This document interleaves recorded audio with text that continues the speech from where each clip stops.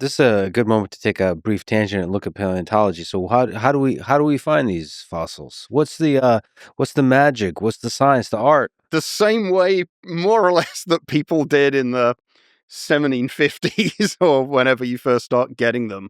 There's, for dinosaurs in particular, but this is true of the vast majority of stuff, there's essentially two ways of doing it. The simple one is where you have quarries of particularly things like lithographic limestone, so the printing limestones, or stuff that's very similar to that. Sometimes it's often volcanic.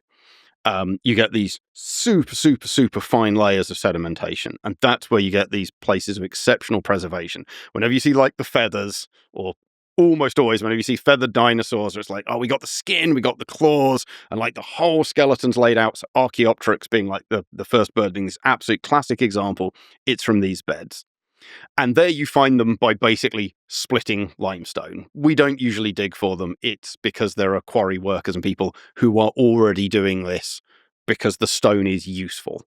Because there might be one decent fossil for every, few hundred tons of rock you shift. In which case, you could get every paleontologist in the world there for a couple of years and you wouldn't find very much. You rely on the fact that there's hundreds of guys doing this constantly. And then sooner or later, they'll find something and then you've got it. That's the super easy way. The only slightly more complicated way is you go to somewhere where geologically we know it's the right age and it's the right kind of rock, and ideally fossils have been reported from there before. And again, geologists map all the world's geology years ago in quite a lot of detail. There's gaps, there's places where we don't have the details, but in general, we know. And then you go there and then you walk around and you look. And that's basically it. And you're looking for something that's sticking out of the rock. Yeah. So you always get so there's this constant, and I think, borderline myth of the idea that dinosaurs and mammoths and lots of other fossil things like entered lots of indigenous cultures because it's impossible that the guys were wandering around, say, Dakota, and the Native Americans didn't come across some dinosaur fossils. That I'd agree with. It's pretty much impossible they didn't come across some dinosaur fossils. Did they come across a whole skeleton laid out on the ground? No, because those don't usually exist. Because even if they're tougher it doesn't matter if they're tougher or weaker than the surrounding rock, dinosaur bones are, in some way, shape or form, they're lithified, they've turned to rock, and they will absorb some of the minerals from whatever they've been buried in.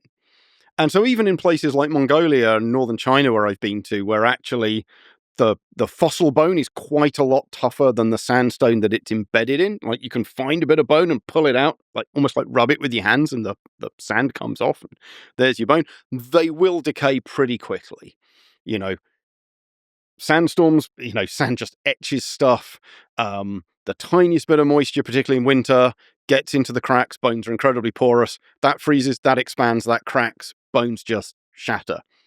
And yeah, you find shattered bone on the surface everywhere. What you rarely find is a decent bone on the surface, let alone a skeleton. So there has to be something that's sticking out just a tiny bit so that you can see it, but it's still buried. Right. And it happens. The greatest one that I saw, or that I didn't see, it happened with a friend of mine when we were in northern China. And he went, yeah, I can see a bit of a claw sticking out of a hill. And it was like this much. You could see, less than a centimeter coming out of a hillside. And it's like, so, that's the dream, right? Dig a little bit, and there's a little bit more, dig a little bit, there's a little bit more, dig a little bit, there's a bit more. Okay. And then the system we were running there is some guys were searchers and some guys were diggers. So he and I were searchers. So we're told, okay, he found it. You found something, go and look for something else. We'll dig it out. And so we come back a couple of days later and check in on the digging team. So what is it? And it's a complete skeleton. And it was a thing, very, very close relative of Velociraptor. Ended up naming it Linharaptor, so the raptor from Linha, which was the nearest town. And it was, the legs were a little messed up because water had got to them and the end of the tail was missing, and that was about it. So like 90+% complete skeleton, and it had been found with 5 mil, a couple of 1/16 of an inch of bone sticking out of a hill. And that's what you want. because every so often behind that is a whole skeleton. If you're looking for skeletons on the surface, they're gonna be gone before you get to them. And when it's a near complete skeleton, you did a show of terrible lizards Yeah. on Stan, Oh, the yeah. T-Rex fossil that sold for $31.8 million. Insane sum of money. So that's a nice sort of big adult T-Rex. So looking at a fossil like this, Yeah. sold for $31.8 million, what's the excavation process for when you have a claw sticking out, like you were mentioning, and getting that whole thing out without damaging the bones? What can you say about that process? So it depends where you are. It depends how many people you've got. It depends on your budget, and it really depends on the rock. So again, like going into China and Mongolia, where this little guy's from, the bone tends to be relatively strong compared to the sandstone that it's in. That means that it's fairly tough and resistant, but it also means that it's really easy to dig. Like again, I've dug stuff by almost like pulling it with my hands or like getting my fingers in. Getting something like a chisel or a hammer, you can just cruise through this rock. But like you have to be really careful not to touch the bone, I guess. So it depends how strong it is. So again, some bone is incredibly strong, some isn't because they've all fossilized differently. What we're usually doing is applying glue to it, though. There's this wonderful stuff called paraloid, and it's a special glue for fossils. And as I said, bone's super porous, so it's really good at sucking up liquids. Oh, so you're basically filling it with glue, so it like makes it stronger. Yeah, and paraloid's really great because you can dissolve it with acetone, and it basically doesn't react with anything. So you can fill your fossil with glue, but then if you want to take all that glue out, you can pretty much just dissolve the glue back out again. Very cool. So yeah, what you would normally do is for something, say in China, where the rock is relatively soft and the bone's relatively tough, and where we don't have any like manpower and shipping problems, which is a real issue in other places, you basically map out where you think the skeleton's going. So in the same way that you were doing it, like, you know, if you can imagine like a cake or something, and someone said, I put a toy dinosaur in there, and you've got to find it without damaging it. So like, well, you'd stick your finger in the cake and just kind of dig until you hit the edge of it, and then you go in somewhere else and go in. And that's what we're doing. We're just going in from kind of all sides. And once you've hit 3 or 4 bones, you kind of know which way it's going into the hillside. Usually, sometimes they're very weird and mixed up. And then you can just like almost trace the outline of it. And then you'll just dig all the way around that, which might involve taking the top off a mountain, depending on where you are. In the desert, it tends to be a bit easier. But yeah, we've had stuff where like the first 3 days is just 10 people with pickaxes just digging a hole to get down to the right level. But sometimes the excavation requires like large equipment, right? Yeah, we've used jackhammers and stuff. We've used a backhoe. We've just literally driven it into the desert and just dug a big hole next to the fossil. And then the classic thing of covering it in a plaster of Paris jacket, strips of burlap sacking, plaster of Paris and some water, wooden beams if you want to make something really big and really solid, and just basically wrap it all up and then take it out. And that's what they were doing 150, 200 years ago. That hasn't changed. Where it gets more complicated is if you've got really hard rock that's very hard to get through, particularly if the bone is fragile. Then it becomes difficult because if you want to like get a jackhammer in, the vibrations means you're going to shatter your bones before you've even cut through the rock. So then you might be down to doing it manually. And manual is like, yep, hand chipping it out. Yeah. The other way you end up with that is like the classic Jurassic Park thing, like the second scene, and they're digging in the desert, and there's the whole skeleton laid out, and 5 or 6 guys all digging around it and exposing it. And that's actually quite common in the States. And the reason is huge amounts of those excavations are being done on government land. They're national parks or whatever, or protected land. And very often the rules are you're not allowed wheeled vehicles. Full stop at all, to protect the environment. You can walk in and walk out, but you can't drive.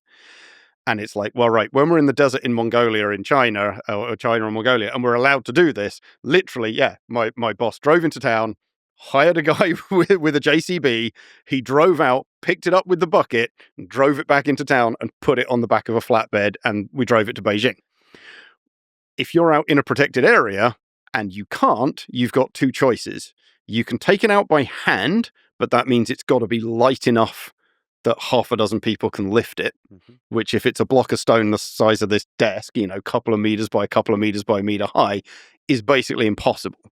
So that means you either got to carve chunks off, so take the head off, take the arm off and whatever, and you can get it out that way, but it's not ideal. There's always the risk of breaking. You're losing some information.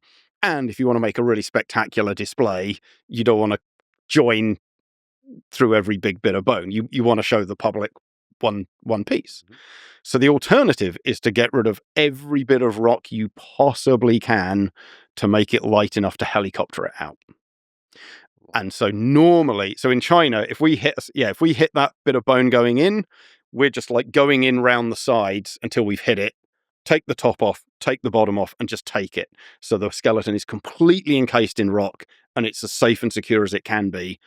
And then we'll do the preparation work back at the lab. That's heavy, though. But that's real heavy. If you're going to have to lift it with a helicopter and they've got a weight limit of only a couple of tons, or if it's not, then you need to pay twice as much for a much more expensive helicopter, then you take off every gram of rock that you think you can to get the weight down so you can ship it. So it varies massively. Yeah, something the size of Stan, that's months of work. You're probably doing that across 3 or 4 years with a team of half a dozen people. So can we just talk through, because just using Stan as a case study, Stan was first discovered in the spring of 1987 by amateur paleontologist, Stan Sakerson in the Hell Creek Formation near Buffalo, South Dakota. Yeah, but it was the Larson brothers from the Black Hills Institute who dug it up. And so they're a commercial outfit. So they dig stuff up to sell it, but they also make casts and sell them. I brought my others. I do have a cast of one of Stan's teeth. Oh. So like you can buy casts of Stan's teeth, you could buy casts of the head, you could buy the whole skeleton. So it's a famous skeleton. So you see Stan in a whole bunch of different places. There's a Stan just up the road from here at Oxford. Oxford's got a cast of Stan. Oh. I was just at Lyme Regis, the famous fossil locality in the south of the UK a couple of weeks ago. One of the fossil stores has a skull of Stan in the window. So Stan turns up again and again and again. So the process, as written here, involved removing the overlying rock using heavy equipment like a bobcat. Yes, we'd call that the overburden, the extra stuff. That's all the rock that's sitting above the layer with our fossil in. And when you're lucky, that's a foot of sandstone and you shovel it out in an hour. And I've seen guys in South America. There was a team in Argentina. I think it was my old boss, Ollie Rauhut, showed me this. And they took like 20, 30 feet off the top of a hill to get down to this fossil. So something, was it probably half an acre in size, 20, 30 feet of rock. It's incredible. Yeah. I wonder if you could speak to some of these other components. Carefully extracting each fossil bone by hand with picks and brushes, plotting and diagramming the bones using a grid system at the dig site, wrapping the bones in burlap and plaster for safe transport to the BHI lab. Some of the stuff you've spoken to. What's with the diagramming? What's with the plotting and the diagramming? So you may well have seen something like this for archaeology shows or something like that. Nowadays, again, tech's getting better. People are using drones and stuff for this, or taking hundreds of photos and then building photogrammetry models. You just got a 3D model in the computer. Or just kind of modeling what we're looking at here. Yeah, but where you found everything. So it goes back to that stuff we were saying about the process of fossilization, or the process of what's happened to that animal from death to discovery is, okay, a classic thing is bones being in a line. So you can imagine if, bones are lots of weird shapes, but mostly, or at least certainly lots of bones, ribs, arms and legs, things like this, they're quite long bones. So if they're in a current, they will tend to spin in the axis so that they are facing the current. So if you're finding all the bones are in a line, that probably tells you that this thing has had quite a lot of water washing over it. You're then probably going to be missing most of the small bones, because the big heavy bones won't be shifted by that current, but maybe the small ones will. Oh, so you actually model where the bone, where you're likely to find the bones, the big bones, the small bones. So it might tell you where to go and dig further down the hill, quite literally, but it could also just tell you, okay, there's no way this thing died here. it absolutely got moved. So we need to factor that in when we're trying to interpret it.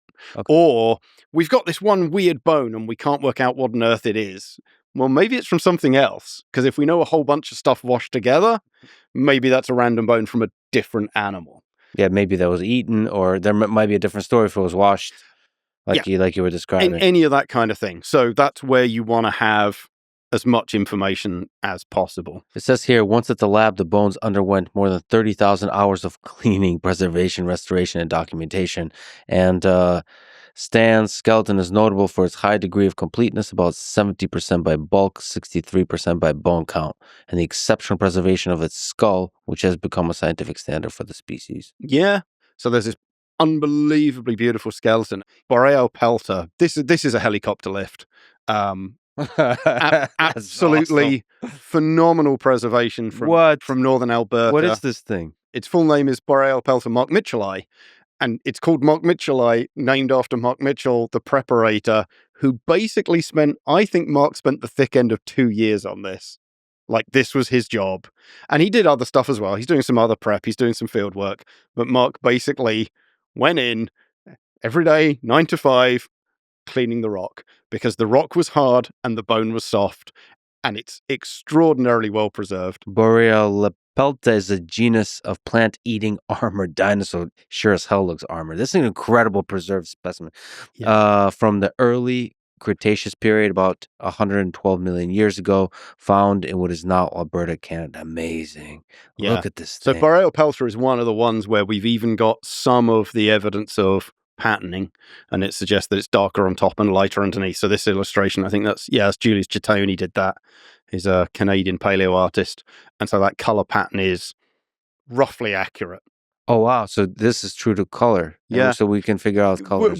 Give or take some very large uncertainties. It's going to be something like this. That's so awesome. Yeah. So these guys are. That's hard to eat. Near enough armored pine cones. Yeah, though it's very much the adult condition. The juveniles seem to be far less, if not unarmored. we're back to the juveniles. Right. But that's why that armor is absolutely going to be effective as anti-predator, but it's probably evolved primarily for combat and display between members of the species. Because otherwise, if this stopped you being eaten, the babies would have it. This fossil is considered one of the best preserved dinosaur specimens ever found, with armor, skin, keratin sheaths, and even stomach contents all intact. Incredible. Yeah. And so for that, he really did the work. And also found miles and miles and miles out to sea, or the Paleo Sea. So this is from a site which normally gives us big marine reptiles. So predatory plesiosaurs and ichthyosaurs and mosasaurs and stuff like that. And then it turned up an ankylosaur. Well, nodosaur in this case. Yeah, wow. This is incredible. Yeah. So, okay, let's complete the journey of Stan to the museum, to like you get to the process of cleaning everything, stitching it all together. Yeah, like Mark and like that suggested, this can be, even with an animal that size, Borealopelta's, 4 or 5 meters long. We've only got the front 2/3 of it. Yeah, this can be like needle level stuff. That's how you get to the 30,000 hours. Yeah, exactly that. If it's that quality and you want to get everything open. And then something like Stan, actually really complicated skull. The skull's full of lots of little bones. The bones are really fragile, so that just adds to the time. I mean, at least the ankylosaur, the skull is just this giant solid block of bone, which makes life a little bit easier. So yeah, they're going to put those hours in, and that's really going to help them sell the animal, which is ultimately what happened. I mean, Stan sat in the Black Hills Institute for decades. I mean, 87, and they sold it in like 2020. So they had it for 30 years. Sitting in their kind of little museum. And then my understanding was basically the brothers broke the company up, and that's why they sold it. Yeah, but it was still incredibly surprising that it was sold for $31 million. Yeah, I mean, far more than I think anyone thought it was going to. I mean, I liken, if you're not buying like teeth or an ammonite in some small fossil shop, when you're talking about things like whole dinosaurs and whole tyrannosaurs, I think it's a bit like the art market it's worth what people will pay for it. And so, plenty of T-Rexes had sold for a few $1 million, and therefore everyone thought might be 5. 10 would be an absurd sum of money. And then, yeah, it went for 30. And it's like, okay, well, I was going to say someone wanted it that bad, but clearly not two people wanted it that bad, because if only one guy is prepared to bid 30, then it goes for, $1 million more than the next highest bidder. But presumably two people, if not three, bid it to get that high. Yeah, it was anonymous at the time, but now it's Abu Dhabi's Department of Yeah. Culture and Tourism came out that I they know were the they've ones. got it. And then that record has been since beaten apparently by Apex, the Stegosaurus, which I still haven't seen, though a friend of mine has sent me some photos of this thing. Is it impressive to you, this thing? Not especially. That's why I can't imagine that it sold for that much. It's a really nice Stegosaurus. It's pretty big Stegosaurus. Well I've preserved. seen other very good Stegosaurus, and I don't understand why that's worth that much more than something like Stan. But it shows you the market. So we're here in London. There's a Stegosaurus called Sophie at the Natural History Museum in London. Sophie is a young animal, so she's not very big. I mean, it's a sizable specimen. I'd say 5-ish, 6 meters off the top of my head, total length. But Sophie's like truly exceptional. Like there's a couple of plates missing, a handful of ribs, a couple of bones in the tail, I think a couple of toe bones.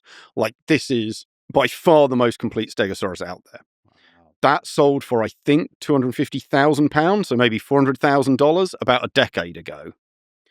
So this has now gone up like 100-fold for an animal which is quite a bit bigger, but is way less complete. So for me, those two things kind of balance out, because size is always impressive and that's what the public likes, but also a complete one is better than a half of one or 2/3 of one. So yeah, so how has the price gone up 100 or from 400,000 to 40 million in 10 years for roughly the same thing? A T-Rex is a little bit more epic than That's the thing. Stegosaurus. T-Rex has a massive premium on it because Stegosaurus is one of those top tier, you can virtually do the list, T-Rex, Triceratops, Diplodocus, Brontosaurus, Stegosaurus. It's in that first 6 or 7. Okay, these days Velociraptor, thanks to Jurassic Park. But it's like right. But that's the list of like 7 or 8 things that any random human who doesn't care about dinosaurs and doesn't know anything about dinosaurs, but they've probably heard of them. Stegosaurus is in that list and would have an idea of what it looked like. Oh yeah, it's got like the big stuff stuck along the back. You'd get that answer from almost any, 99% of people on the street. But yeah, it's not a T-Rex. So how it's worth, 50% more, and it's not even a particularly complete skeleton, Apex, to my understanding. Like I don't get it. Actually, since we're on the topic of money, if I gave you, let's say, $10 billion, how would you spend it? You were forced out. I forced you to spend it on dinosaur-related things. How would you spend it? I mean, I'd probably drop $500 million or so on the best museum you'd ever seen. So put together a museum. You're like one of the great communicators, one of the great scientists, and so like you would want to push forward the whole field. Yeah. And one of the ways to do that is a great museum, actually. Yeah, but you want to... So it is twofold because, there's the communication and the education part of it, which is something I'm massive on, and I think research is pointless if you don't communicate it at some level. I'm not saying everyone needs to communicate everything. If you're working on the nuances of a calculation of the volume of a black hole or something, probably doesn't need a press release or a new museum exhibition. But fundamentally, we should be talking about our work. But also, you got to store this stuff. Many fossils are fragile. They need to be kept, not necessarily in climate control, but at least you want a basement that is much more even than just sticking it in a box in a warehouse somewhere. So you've got to be able to store this stuff to be able to study it, or it's kind of pointless. But with the rest of that money, I'd buy a ton of land, like the quarries that gave us Archaeopteryx in Bavaria and have given us a ton of other stuff. I've worked on a load of pterosaurs, the flying reptiles from there.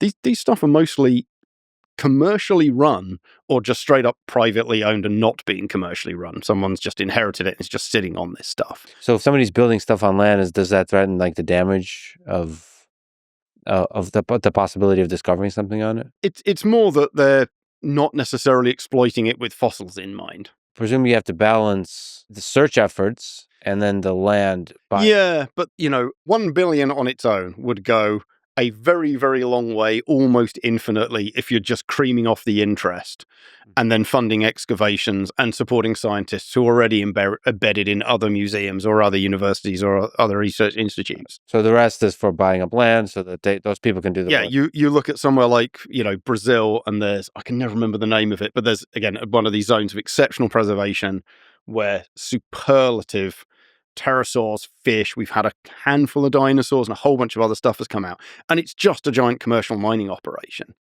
And when they hit a fossil, when they think they're close to it, they stop and pull it out and they'll send it to a museum, and more often they'll sell it to a museum, and museums only have so much money. Whereas what if I owned that quarry? And then I made sure everyone who worked there was trained and got a bonus every time they found anything. And then I just handed everything they dug up straight into a museum. So there would be some element of a crowdsourced paleontology, right? Yeah, but it's more that no researcher ever needs to spend money to access that. No museum needs to go and find a new donor to give them $500,000 to go and buy this one specimen, knowing that it might still go to some Silicon Valley billionaire's foyer or whatever. It's like, well, I own the land, so it's mine. So problem solved. That's what's in my head. It just would be wonderful to scale up the effort to where we can map out the whole sort of story of this time, because it's such a fascinating time in the history of Earth. I've jokingly written a couple of times about how all science funding in the world should go to paleontology. And the idea being that, if you want to investigate black holes or neutrinos or chemical crystallography or panda genetics or whatever it is, you can do that anytime you want. That's not going to change a million years from now as it will from tomorrow. But fossils are in places that erode, and if we don't dig them up, they're gone. So we should dig all the fossils up now, and then we've got forever to study them. But if we don't dig them up now, who knows? Maybe there was something twice the size of T-Rex, and it sat on a hillside for 6 months, and then the wind got to it, and it's gone. And that was the only one that ever preserved. Well, we'll never know now. To be clear, this is a joke. I'm not suggesting we should stop doing cancer research and physics and other things, but it is, we're in a fundamentally different field where our science is literally disappearing. Yeah, and I mean, I know it's a joke, but there's some truth to it. And on the flip side, one of the hopes is that technology will somehow ease the search and discovery process. But as you said, so far, most of it hasn't yet. I mean, so far, Jurassic Park '93. You've got that little scene where they've got the thumper or something they call it, and it hits the ground and seismic, and then they go, look, here's the whole skeleton. Yeah, they've tried it. It doesn't really work. We've tried looking for stuff with drones. That helps you getting into some inaccessible areas, but until the resolution's probably better, you've still got that problem of looking with human eyes, which are binocular, and being able to just tilt your head completely changes how you see something in a way that flying over just won't. I know they've tried looking, so because the bones are porous, they tend to suck things up. So actually dinosaur bones can be really radioactive if they're in areas where there are things like uranium. So there are drawers which have lead boxes around them and stuff like this for dinosaur bones, or just signs saying "do not handle." They're very low level radioactive. You'd have to stick it in your pocket for 6 months to run any real risk. But they're radioactive, much more so than the background. So can we do that? Turns out not really. So again, maybe tech will advance. But for now, humans are quite incredible. Yeah, we are. But also, paleo's kind of at the bottom of the pile. There's not many of us. We don't have a lot of funding. It takes real money to adapt stuff. So, we're scanning stuff with MRIs and things like that in hospitals, but it mostly doesn't work very well because the problem you've got is, like I said, the bones take on some of the properties of the minerals in which they're embedded, which means their density is really similar. And things like MRIs or seismic activity is basically looking for differences in density. Well, if it's the same density as it's like I put some green plasticine in some blue plasticine, there's going to be a bit of a join and they're going to be very, very slightly different. But ultimately, you're not going to be able to detect that through most means if you're looking for density or mass or anything like that. Well, I personally think that there's few things as important to understand as the history of life on Earth. There's like books, right? There's like, or maybe you could think of as chapters, and then one of the chapters is the time of the dinosaurs, and then there's a great extinction. I mean, that's not a million miles off to. I think Darwin had an analogy like that of we've got a few words on a few pages spread out, but between them you get an idea of what the story is and where it's going. I think what humans don't quite realize is we may end up being just a chapter in a book. It might be our extinction event, self-created, perhaps a nuclear war, perhaps robots take over, perhaps we don't know. Well, or dumb luck. I mean, the dinosaurs were doing absolutely fine until a dirty great rock hit them, and you can't, Ben Affleck and Bruce Willis movies aside, there's only so much you can do about that. You take that back. There's nothing they can do wrong.